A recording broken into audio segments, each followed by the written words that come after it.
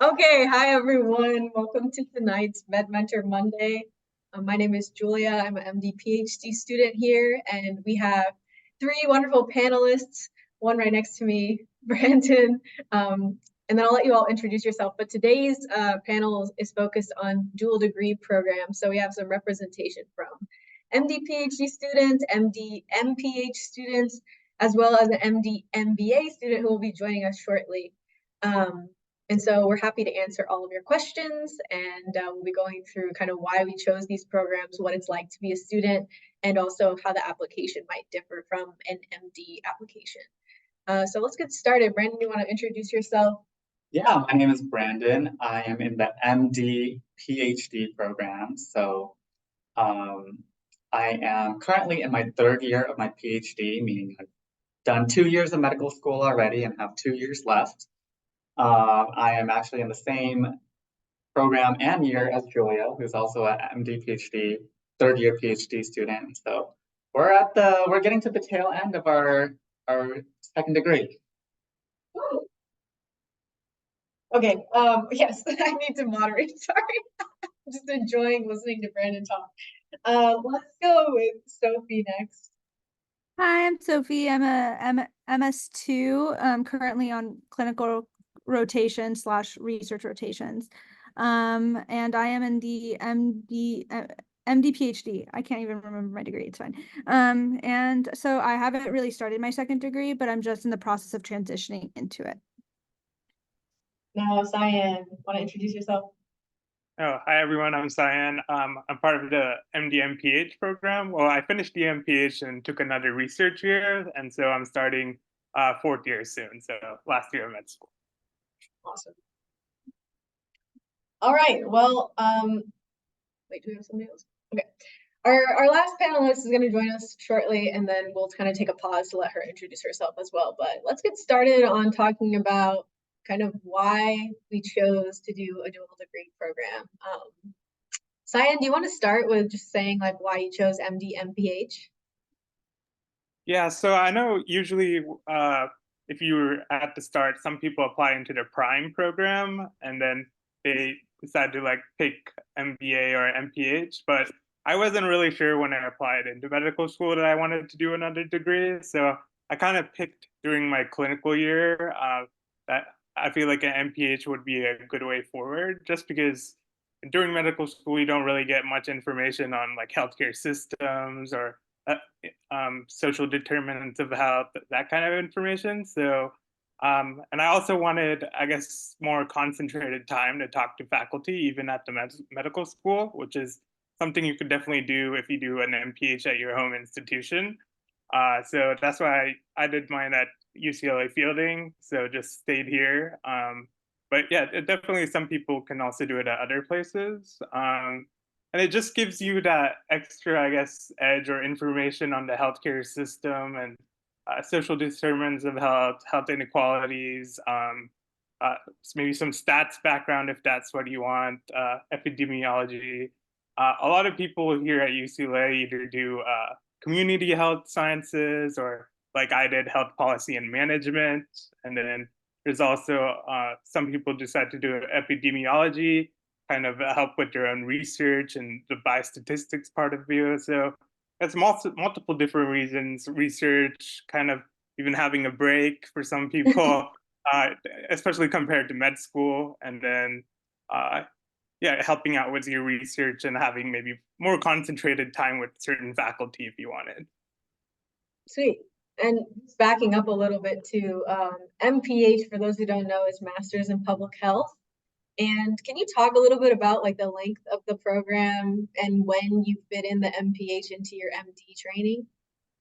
Yeah, so typically, I guess in most programs, they usually do a clinical year, and then the year after during that year you'd probably apply and then start right after. So in some schools in the traditional, I guess, curriculum, they would have a third year of clinical coursework, or in our class it's like a second year. So and then the following year you do your 1 year degree. So for some people it's an MBA, some people it's a master's in public policy, and then MPH is also 1 year. So it was just a 1 year program for me as well. Cool. Thank you. Okay, we'll switch a little bit to talking about MD PhD now. Sophie, do you want to give a little overview of what MD PhD is? Yeah, it's for the masochist, but it's basically a program where you're able, so you do a medical degree, but then about halfway through your medical degree, you take a break and you go and do a PhD in a field that you're really interested in. So basically, you decide that you want to take a step away and you want to become an expert in a particular field. So for me, I really like viruses, so I want to take time and learn how to work with viruses, what are the techniques that we use, and how to answer questions regarding that. And so being able to take those 4 years and kind of work on my own project, troubleshoot and kind of be on the forefront of knowledge in that field could be really helpful if you're interested in kind of, sorry, my cat is eating a plant. Just being the specialist in that field. And then you come back to your medical degree to finish your clinical years. Here at UCLA, we actually split it so that your PhD is between both clinical years, which can be really nice in designing a project that would align with your clinical interests as well. And the normal program for an MD PhD is 8 years, so 4 years of medical school, 4 years of PhD.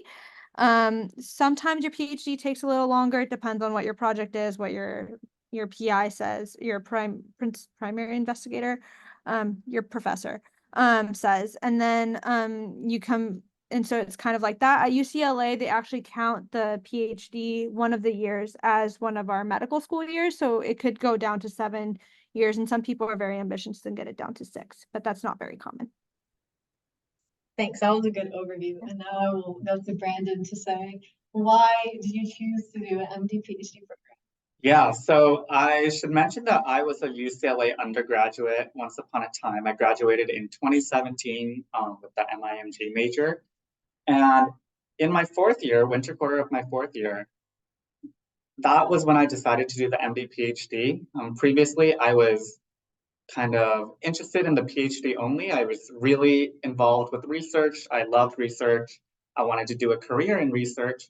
And then my research kind of took me down a route where I realized I actually want some additional medical knowledge to really strengthen, my research career. And so, for example, I was studying cancer and I realized like I actually have no idea how doctors treat cancer.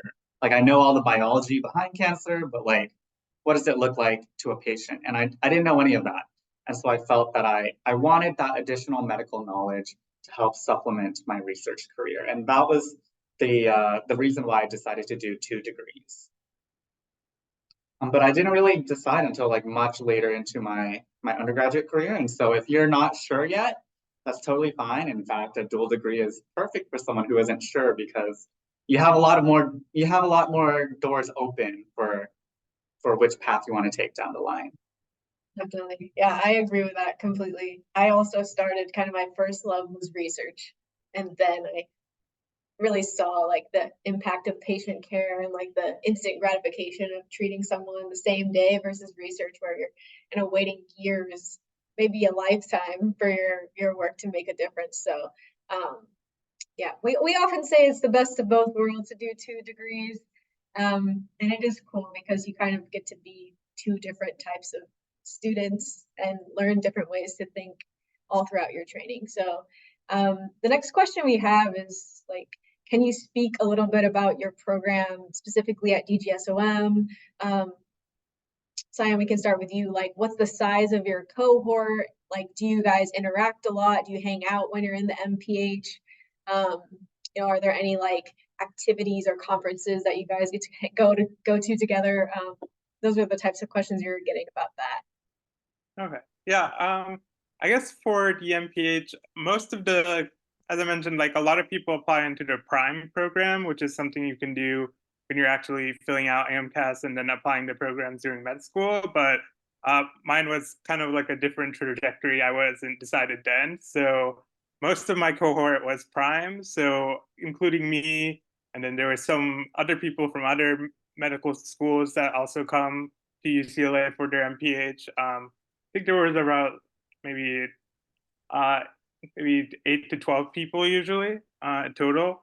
And that could be maybe the only negative of some of these specialized programs that are just 1 year is you tend to hang out with people who are kind of doing the same thing. So I guess the MD MPH cohort was very close, and sometimes it was definitely difficult to overcome that barrier and speak to people who are in the 2 year program, who are just MPH students. So a lot of times when you're doing group projects or like doing different MPH activities, you work with the people you know, kind of thing. So that might be difficult trying to overcome that barrier, talk to other people. But there are definitely a lot of networking events, and they encourage you to like maybe present your poster at like graduate showcases where you can show your research. And they keep track of your research with most of these programs have a capstone project. So while you're working on that, you have like timelines for certain things that, oh, you need your proposal by this time. You need your maybe like another part of that project by this time. So they're keeping track of you. But yeah, it can definitely, if you're not actively trying to meet with other people from the MPH program, you could definitely just go through just meeting the same people you used to in the prime program or other medical students. So that might be the only disadvantage of a really shortened program that's 1 year. And for us, it might, when you're in medical school obviously feels very intensive. So as I mentioned before, it might kind of feel like a break, but it's definitely a lot crunched into 1 year when you're doing something that's meant for 2 years and 1 year, and you don't even have that summer, because a lot of MPH students actually do summer internships where they work at different like public health departments or like even somewhere like Cedars-Sinai or something like that.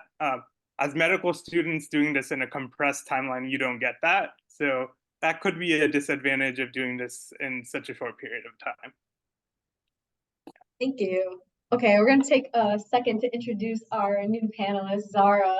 Thank you for joining us. So Zara is an MD MBA student. So I'll let her introduce herself. You just want to say your name, what year in the program you are, and maybe tell us a little bit about the MD MBA program. Okay, sounds good. Thank you, Julia. And thank you, everybody. Sorry I was running a little bit late, but I'm happy to be here. My name is Nicole Zara Aparugo. I usually just go by Zara. I am in the Prime LA program at UCLA. And so I'm sure you all may have gone over it already, but it's basically a program at UCLA that's designed to build physicians who will be leaders in underserved communities. And I am in my 4th year of medical school, but I'm doing my MBA right now. I'm currently in my last month of the MBA. So that's, yeah, I did a 2-year program. You kind of have 2 options if you're thinking about MBA. If you stay at your home program, which for me would have been UCLA, then it's a 1-year program. But if you go outside, meaning you leave to go to, I'm at USC, but some folks might go like to other programs, and that would default you to do a 2-year MBA, which is the full length of an MBA. And yeah, I'm really excited to talk more about that. And yes, MBA stands for Masters in Business Administration. Lots you can do with it just based off of whatever you're interested in. And so I will leave it there, but then I'll also answer any questions that come up.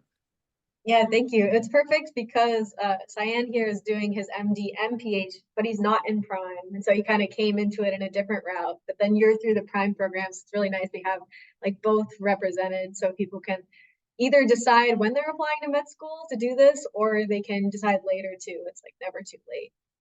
And you know, at DGSOM, they have a new curriculum where there's a whole discovery year in your 3rd year of med school that really encourages people to do other things like a master's degree or research. So now it's kind of seamlessly integrated into the curriculum, which is really nice. Cool. Zara, not to put you on the spot again, but what you missed was just us kind of saying why we chose this program for ourselves. Like, what made you want to do an MD, MBA? Yeah. So things that I think there were a lot of things that kind of pushed me to think about the MBA. I knew coming into medical school that I was really interested in like healthcare innovation and building things. And I felt like the MBA would give me kind of like an opportunity to explore that interest and then also think about strategies and things that we can utilize to like whether you're interested in like health administration or you're interested in innovation like myself, the MBA is good for that. And so I chose UCLA because at the time they didn't, well, the Discovery Year wasn't out yet. And so Prime was a really great program that kind of jumbled everything that I was passionate about into one opportunity. And so I loved that. And so, yeah, for me, I was juggling between either like for the master's specifically doing an MPH or doing an MBA. And I was really, really thinking about like, oh, okay, I would like to use my MBA time to build out like a startup or try to explore what that could look like. And so, yeah, I was like, let's do this. And everything kind of worked out. That's awesome. And we'll be talking a bit later about kind of like, we said why we chose the program, but like, would you choose it again? And like, what are like the career implications of doing this program now that you guys have finished? But I'll jump back to the topic we were on before I get ahead of myself, which was just talking about your specific program at DGSOM. Cyan already talked about how the MD, MPH cohort is very close and they hang out. It's a small group of people. They have different activities they can do through that year to kind of keep them together and motivated. Sophie, do you want to talk a little bit about like what the MSTP community is like at UCLA? Yeah, sure. The MSTP cohorts are pretty close within each other, which is really cool. So like, and there's a lot of communication between the classes. So like each cohort is about 15 people. And like your first year, you actually go through these seminars once a week where you go and you listen to presenters talk about their research. A lot of times it's upperclassmen, which is really nice because you get to hear about their experiences in other labs and kind of get any advice that they have in terms of navigating transitions that you're getting up close to, which is really cool. And then I think they just get together a lot in terms of for retreats, I think once or twice a year. Then there's like, they're starting to integrate the MSTP program with like the MD PhD community as a whole at UCLA. So now there's even more things integrated like families where residents, faculty, and MSTP students get together. It seems to be that they're getting together like once a quarter, maybe once a month-ish at the moment, and doing different activities, preparing for different transitions, talking about what different career opportunities there are and things like that, which is really nice. And then a lot of us are just involved in just general grad school or medical school programs. So like Med Mentors is one example where like Julia is an MSTP student, and so you get and Brandon as well, and like a bunch of us are in the leadership. So you get to kind of build community with the MSTP program and the students in it in the general MD program, MD like community at DGSOM, but also in like the specific grad program you're in, and also just these integrated programs that I talked about before, which is really nice. Like, I don't think I ever felt not supported in a transition because there was always a student I can reach out to, or a faculty member, or a resident. Yeah. Thank you. I love that. Yeah, me and Brandon are now those upperclassmen who are giving the MSTP seminar, which is insane. We feel very old. But thank you. I'm glad that our talks are inspiring. Okay, Zara, do you want to talk a little bit about what it's like to do MD, MBA? Like, do you stay tight with the people doing degrees in Prime, or do you find like a new community at USC? Yeah.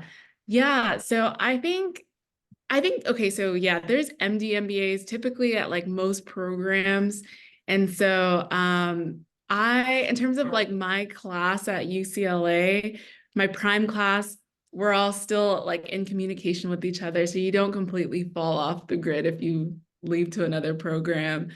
And then you also, like, if you do leave to another program, you'll build community there as well. So it's nice to be able to like, have my community at UCLA and then also have my community at USC. And then like still go to events at both and things of that. So it's actually been really nice to kind of have both of those available. And then, yeah, being like an MD MBA at USC, there's also like, I think there's maybe 7 or 8 of us in my class there. And so we all know each other.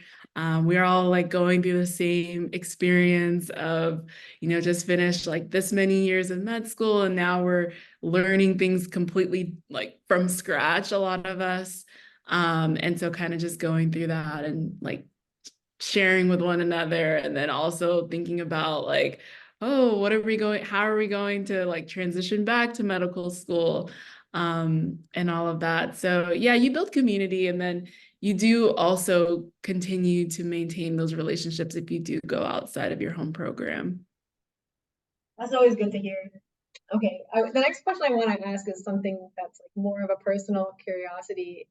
Like, have you noticed any differences going from being a med student to a student in a different degree program? Because I feel like as an MD PhD student myself, there's definitely big differences between the two.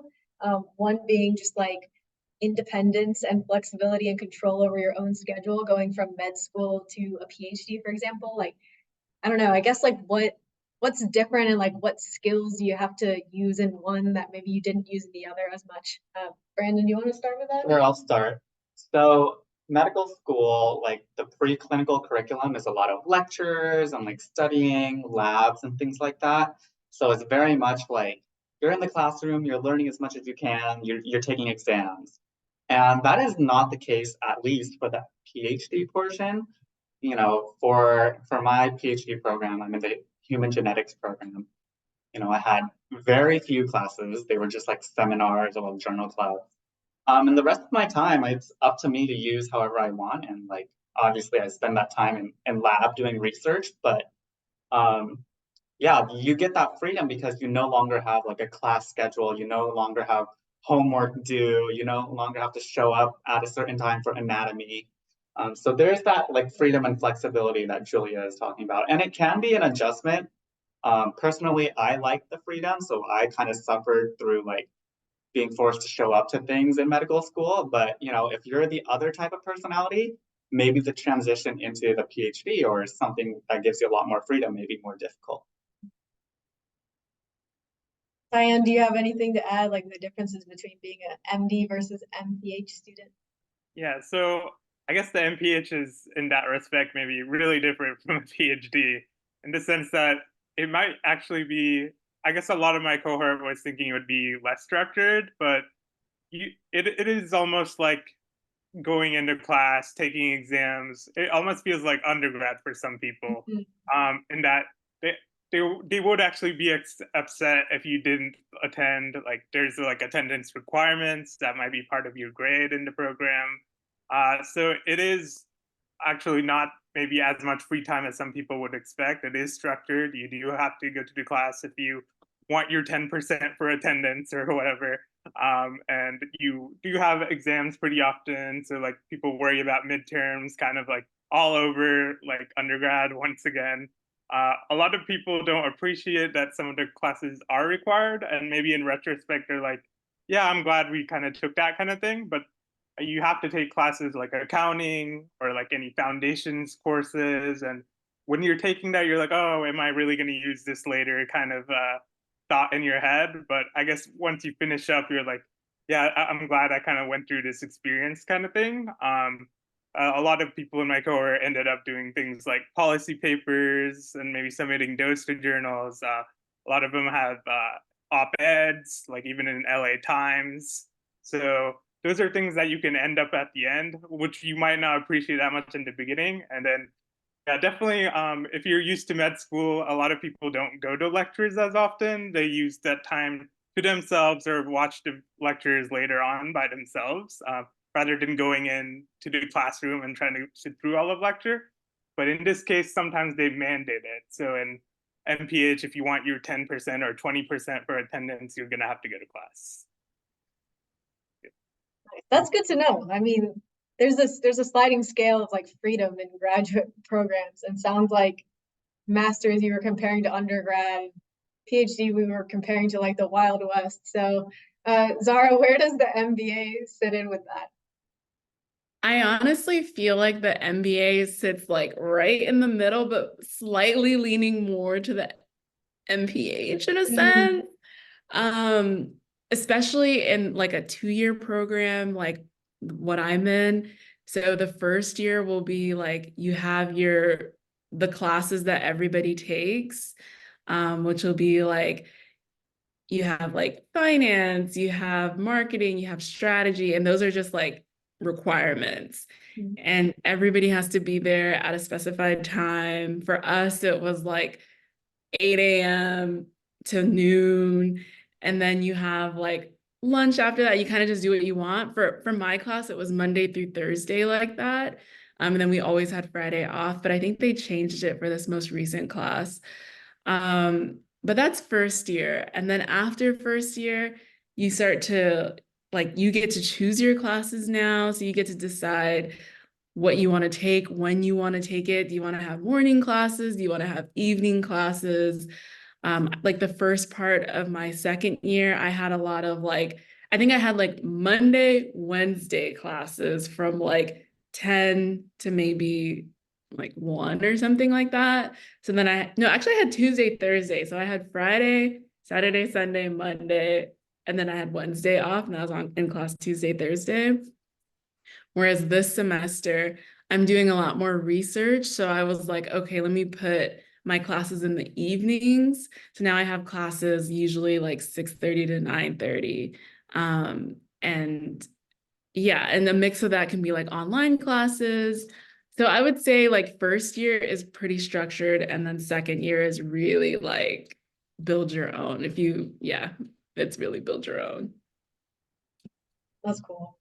And as you mentioned too, and this was a question actually submitted by one of our like participants, maybe here today in the panel or watching on YouTube later, but they were kind of asking like if you're doing an MPH or an MBA, like can you still do research and other things or even clinical things as well?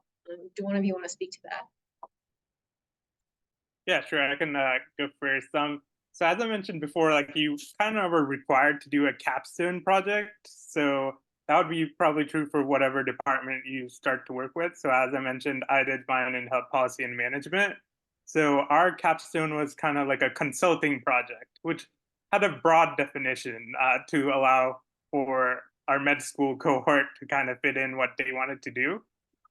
So in my case, I did a project on like hip fractures versus glaucoma kind of thing. So it's very broad. As long as there's like you can add a public health component to it, you can kind of make it work with the consulting report kind of idea. And then later on, you can work on it maybe differently and end up sending that as a manuscript for a research journal. So it can still help out with your goals. And while you're not doing classes, while you're not doing that project, you definitely have freedom to do whatever you want, because a lot of med students, it's hard for them, or maybe they don't even want to go into a lot of leadership positions for the MPH itself. And so when you're not doing that, you obviously then have time to do clinical activities, maybe do shadowing, work with other people. So you have your time to yourself. But then again, there are classes and you do have homework, so it's kind of like undergrad a little bit. It just depends on how much importance you also give to that, because definitely there were people who didn't attend all the classes, even knowing that attendance was a part of the grade. Sometimes people aren't as concerned about their grade in like the secondary kind of degree and think they can do well on other things and kind of make up for it. But yeah, so it's definitely not mandated in that sense. You can take the hit on your attendance if you want, and then if you're not doing any other clubs, you have that time free to yourself to do other research, work on this capstone during the year, or do clinical activities and chat with someone. Yeah, I completely agree with that. In the MBA, yeah, a lot of people will kind of, some people who are not doing like a medical degree as well or doing another degree might take on like jobs during their second year, part-time roles, and they're able to balance that. And then for those who are doing the dual degrees, some of us will do like research, find a really good mentor. You might be able to do like clinical shadowing, things like that. So you can definitely stay involved in the MBA and do other things. If you want to take on leadership roles, you can. If you want to like start your own platforms, you can. So I think there's definitely time and space to explore your interests. And I think the programs also want you to do that. But then, yeah, there's like definitely trade-offs with like, your scheduling for your classes and your extracurriculars and how you want to do that. So yeah, there's definitely time to do that in the MBA. Yes, and I will take this time to brag on Zara, who created a platform called OneMov, and that's what we use as med mentors for our one-on-one advising, for our application essays feedback initiative. So if you guys want free advice from med students, free mentorship, free essay review, that's all through Zara's platform, which is insane, and we're so grateful to have that collaboration. So that's something you can do if you are an MBA or an MD MBA. So props for that. Okay, still along the lines of like, why would we want to do this? I want to touch on kind of what careers do people in your programs end up doing? Like for MD, PhD, we can kind of start, you can do a lot of different things, either in research or in medicine, but we want to hear about that. And then also like, what are your personal goals? Like, how do you want to use your degree in the future? Brandon, you want to start? Sure. So I kind of brushed on this earlier, but for the indecisive, the MD PhD is really nice because there are a lot of doors open. You can do medicine, you can do research, you can do any mixture of those two. You don't even have to do medicine, you don't even have to do research. You can do like, I know some people do like some consulting and business stuff. Yeah, so they're just, I mean, like, the more letters you have after your name, the more doors are open. That's kind of like the truth of it all. For me, I want to do academic medicine, so I do want to maintain a research career, but again, also maintain that medical practice and connection to again make sure that my research career is indeed aligning with the patient's goals, like making sure I'm asking the correct questions that can best serve the patients. And so that's kind of why I decided to do the dual degree. I'm with Brandon. Like, I probably still would like to do research for a very long time and maybe have my own lab and then also see patients. So that's kind of the traditional MD, PhD physician scientist pathway that you'll get. But like Brandon said, you can really do whatever. We know people who have given up research entirely or have given up clinic entirely. Sophie, do you have any additional thoughts? Yeah, I mean, I agree with both of them. I think some concrete examples that I have is that some people go into biotech and become like VP of biology or clinical research and clinical trials kind of things because they're able to understand both perspectives. Other people that we know in our program have spun off and made their own startups. Yeah, startups. And then other people, decided that they don't want to do research anymore and are doing clinical work. And all of those options are great. There's also public health options if you really want to. And some of our classmates are actually doing social science PhDs and they have a whole other world of opportunities that they can do that I can't even speak to. So I think all of those are great options. I think, again, the option that is like the clearest path forward is very much the academic medicine physician scientist, where it's like whatever percentage of research you want to do. Oftentimes it's more research than clinic, and kind of navigating that. And there's more and more programs set up to help facilitate that process. If you're interested in looking those up, they're called like ProStar, I think is a very common program now, and like research tracks and residencies and things like that. But yeah, it's very, very flexible. Yeah, that could be a whole other hour to talk about like all the different ways to become a physician scientist. Stay tuned for that later. But or email us afterwards. We're happy to chat. Cyan, do you want to talk about what your career goals are now? Yeah, sure. I guess maybe addressing how it can help kind of thing first. Definitely more letters after your name helps, as already been stated. But I feel like it can kind of be integrated into your medical education in the sense that it can, I guess, direct your research in a sense. As I mentioned, a lot of people use that MPhD or another degree to kind of get closer to a faculty member, especially if you do it at your home institution, if you want to work with someone at your institution more closely. A lot of the prime cohort, and then I as well ended up working with a medical school faculty who also had expertise in public health. And so you can continue to create a relationship with someone you already are working with, or find someone new and kind of work on a project there. Definitely some people, as I mentioned, are now doing like writings and policies, doing op-eds. Their healthcare consulting obviously is a big thing now, and that's something you can pursue with a health policy and management, like what I did. Or if you're doing an epidemiology MPH, that can help on your research work, obviously, especially if you're interested in statistics or want to learn coding you didn't have opportunity before. A lot of research these days uses statistics and coding, and you can get your name on a bunch of papers without always having to write the manuscript yourself if you know stats. So if you know stats and coding, you're in high demand. So a lot of people pick the epidemiology route. If you're doing community health, which is what some students also do, you can maybe work on like a social entrepreneurship kind of thing. Maybe make a platform kind of like what Zara did, or like work on something else, and create like a volunteer organization.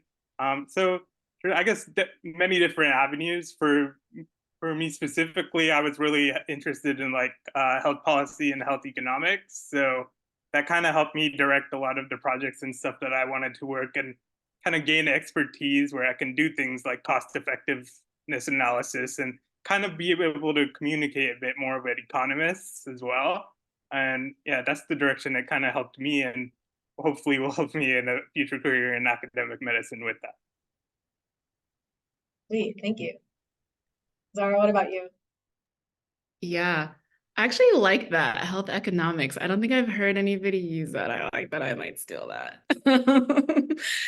And so yeah, I think that the MD, MBA, I think there's a cliche idea of what people think MD, MBAs are planning or want to do, but what you will find, or at least what I have found, is that a lot of folks who actually do the MD, MBA are less interested in that, and more so planning, at least the folks that I know are like planning to go down the like residency route, and then whether they want to do like health admin work or maybe consult as well on the side. I think going at the health economics, you can also definitely like engage in that type of work. And so you can look at like, there's also like biotech companies that you can work for. There's a lot of options. Usually what happens is between first and second year, you can do an internship in a company that you might be interested in, and then kind of explore that during that time. And then in your second year, if you'd like to go full time there, you can do that after finishing the MBA. For me, I think I'm still trying to figure my life out, to be honest, like long term down the line. But I know that I am really passionate about clinical medicine. And so that's the route that I'm going down. But I also really love like finding problems and solving them is what I've learned through the type of stuff that I've done during my MBA. And so I think that I will probably find myself doing more of that, whether it's like really like throughout residency and beyond that. And so yeah, that's kind of like where I'm sitting. But yeah, there's a lot that you can do with it. And I feel like I've only named a few, but there's a lot that you could do with the MBA. I love that. You guys are making me want to do more degrees and just be a student even longer. Okay, so if we've convinced you to do one of our programs, the next part is how do you apply and how does the application differ from the standard med school application? Are there additional essays? Is the interview process different? Or if you're applying like while you're a med student, how does that work?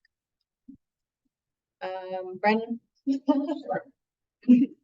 So for the MD PhD, there are several options. So you can either apply upfront when you apply for medical school, or at least UCLA allows this. I'm not sure if every program will allow this, or you can apply while you're in medical school, tell the MD PhD program, hey, I'm interested in also picking up the MD.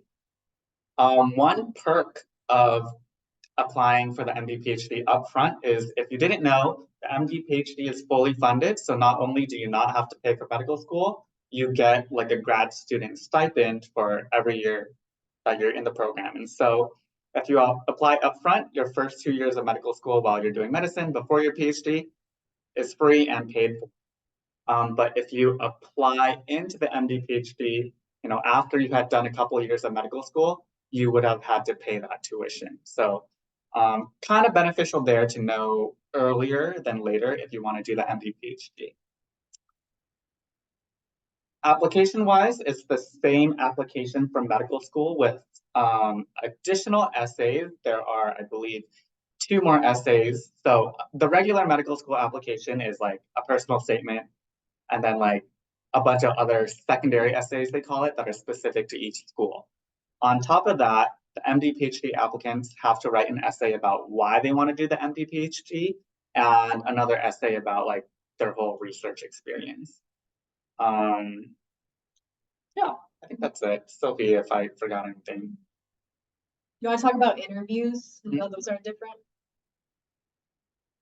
Yeah, so with interviews, it can depend on the institution. I had a couple institutions that, like, first you had to interview for the MD, and then after you got accepted into the MD, you got to interview for like the PhD portion, or that they did the 2 separate interviews concurrently kind of thing, which those were some interviews, so you had extra days of interviewing. Other schools like DGSOM, they actually do a thing where the med school, or they come to an agreement that they're open, that the MD PhD and the MD are in agreement that you can reach the interview stage, and then the MD PhD admin organizes an interview day where you interview with MD PhD admin and PhD faculty to see whether you'd be a good fit.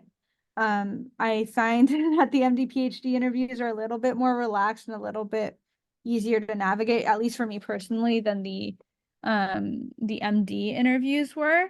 And so that's really nice. I had another instance where like, it was the MD interview, and then it was like, great, you get to go on to do the PhD interviews. And then those were over multiple days, which I honestly don't recommend. But yeah, so the interviews are a little bit different that way, but I think the majority of them are kind of like DGSOM, where like the MD PhD program takes over and organizes the whole interview day for you. Yeah, I think the thing that I remember the most is just like my MD PhD interview days would be like fun conversations with faculty about like why they liked the place they were at. And, they'd ask me about my research, of course, but it was just, as Sophie said, more chill. And then if I was ever in a situation where I had to interview just with like MD admissions, it was always much more intense and much more like, like Personality question. yeah, strengths and weaknesses. Someone asked me like, what was a recent documentary I watched that inspired me? It's like, glad I was on a documentary kick at that time. Otherwise, I wouldn't have had an answer. Anyway, Cyan, do you want to talk about what it was like for you to apply to the MPH program? Yeah, so I don't know. It would probably be different from Prime. I believe Prime would also maybe pay for the year off, if I'm not mistaken. So, but if you're, I guess, deciding later, which again maybe would be a disadvantage then, is that you're kind of on your own in terms of applying. So there's for public health, the application is like AMPAS for public health, it's called SOFAS, and you kind of fill out your essays, and then maybe some schools have short secondary essays as well, but you're definitely, people are not applying to 20 MPH programs like they're applying to 20 med schools. So for example, like I applied to 3 or 4, and I still ended up picking UCLA, maybe kind of for like that financial edge, getting scholarships from the MPH program itself. But yeah, so typically you apply if you're doing it by yourself. I decided in like October, and then I was filling out applications and asking for recommendation letters. Even from some of the people I asked for recommendation letters for med school, like later in around the November, December timeframe. And then some of the scholarships might have their own applications. For example, Harvard has the Zuckerman scholarship that would be due like around December, January kind of time period. And yeah, so it kind of ranges from maybe you starting October, November, finishing up the application hopefully by early December, and then maybe doing scholarship essays or like secondary essays that are required by specific programs.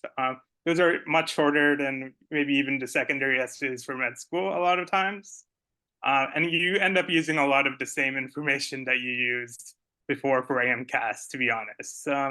Maybe a little bit additional, because you just went through preclinical years, there wasn't much else that you wanted to add. I don't know, it could depend person to person, but you don't really need to. Other than that, yeah, and then you, I guess, then would be able to pick a program based on your financial aspect if you need to, or like what interests you, things like that. There's no interview process, so that's maybe an advantage to that. It's solely based on your essays, kind of thing. Thanks. Zara? Yeah, I would say the MBA application process is similar to most programs in the sense that you need your personal statement, you need your letters of recommendation, your like transcript stuff, and then any like extracurriculars that you want to talk about.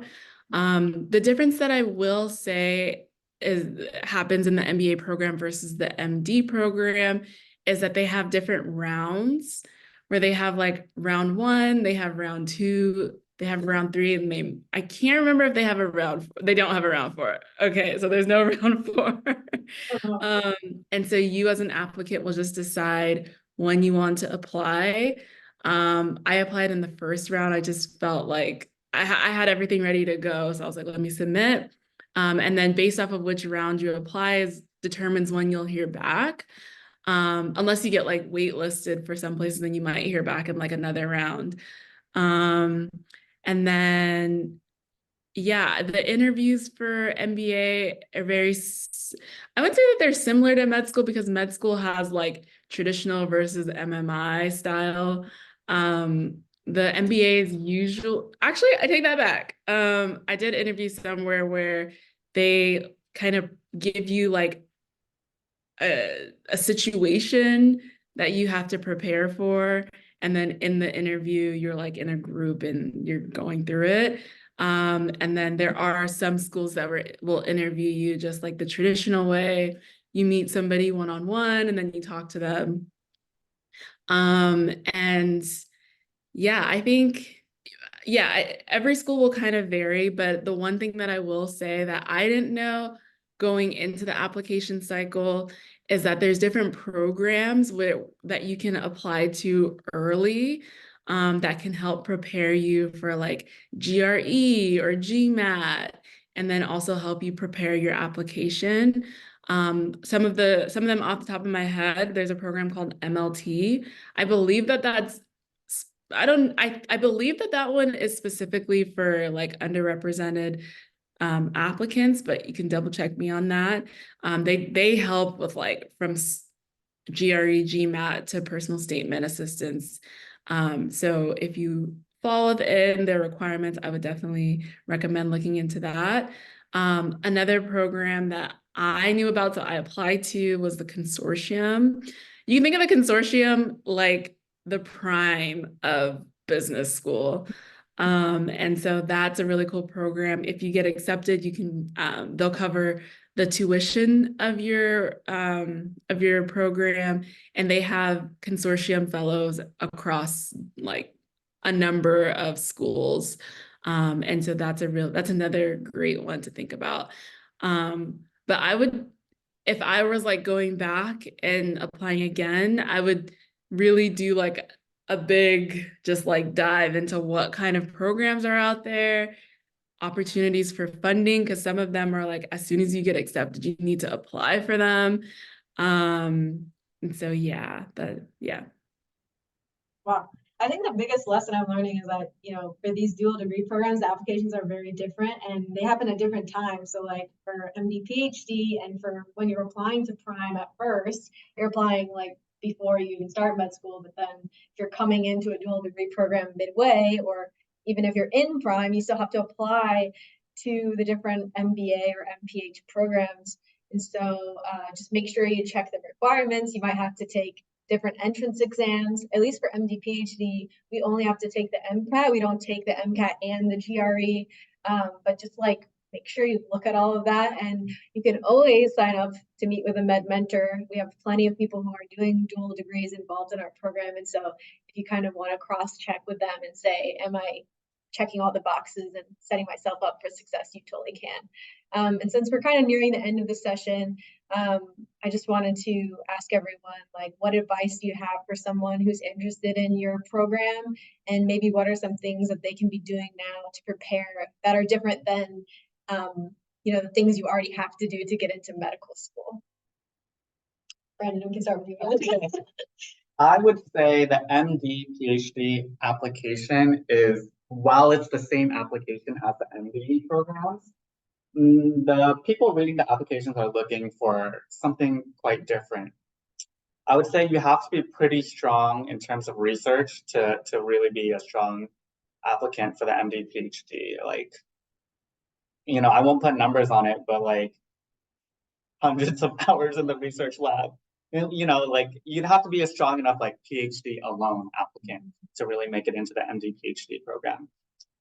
At the same time, they don't really care too much about like clinical experiences, right? Like both Julia and I have like little to no shadowing. Like, my application was pretty much all research and like a sprinkling of clinical just to like say, hey, I did it, but like 10 hours, like that was it, So they're really looking for strong researchers for the MD, PhD program.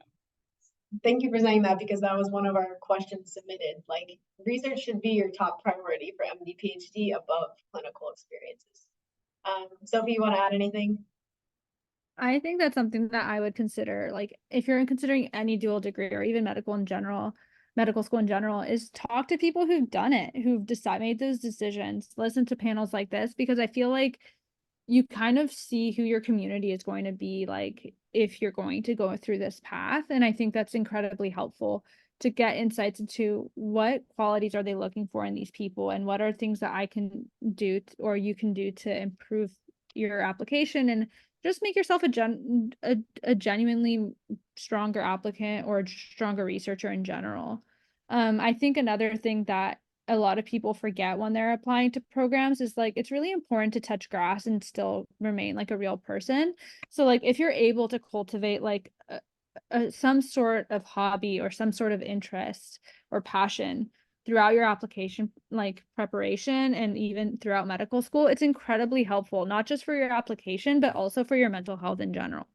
And I think that's like one of the things that I would encourage is like just talk to people and also just stay yourself and find some place where you can continue to be yourself throughout the process. Thank you. That's so important. You can go in order again. Cyan, you want to talk? Yeah, sure. I guess from my perspective, just knowing that you don't need to know completely 100% now that you want to do another dual degree. As I mentioned, I felt like I wanted to do it later after I went through some of the medical school curriculum. So don't think you need all the answers now. There's still a way to do a dual degree later and think about it later.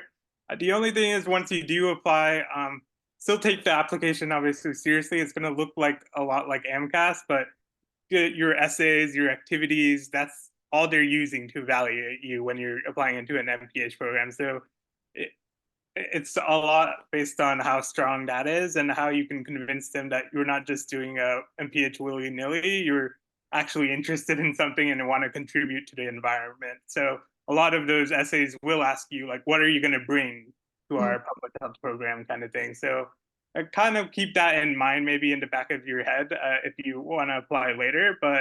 And also, if you do apply to an MPH, which is like this 1-year program, just know that it's not going to be as free as maybe you want it to be. You're fitting 2 years into 1 year. So be realistic about what you can get done in that 1 year. A lot of people were way too ambitious about what they wanted to do in the very beginning. But again, understand that it's going to be a lot of coursework, maybe a lot of homework, a lot of projects. So you might not get done everything you want to do, even though it might be a bit more free than maybe a med school, a 7 to 7 kind of clinic schedule. Yeah. The point about doing like a 1 year, 1 year goes by so fast. 1 year goes by so fast. Even when I was starting this 2-year program, I was like, oh, I have 2 years. I have so much time. 2 years flies by. So I completely agree with like set goals, but also just know that, life is going to happen and, you'll do your best. So yeah, 2 years, 1 year, it flies by.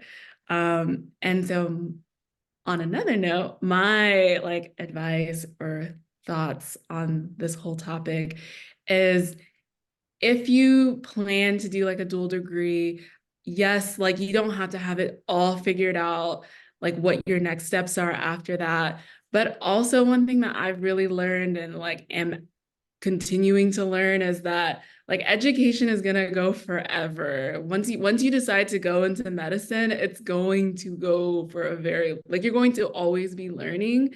But it's all, and at the same time, it's really important to make time for like your family and friends.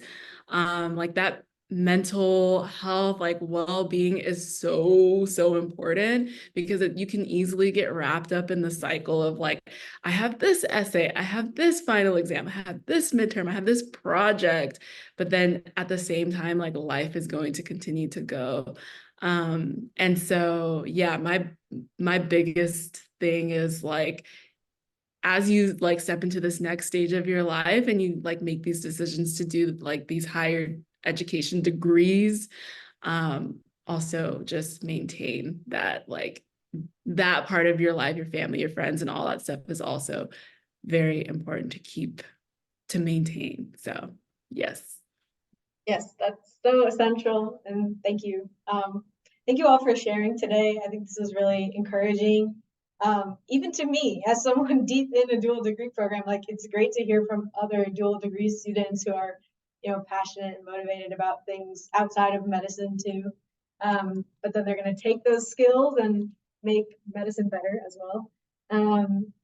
We have 1 minute left. Can we do like a speed run of like one thing we do for fun, like outside of our dual degrees? Because that was one big concern in the questions was like, do you guys have time to do other things? So for me, I bike ride around the beach. I watch a lot of Netflix. Brandon?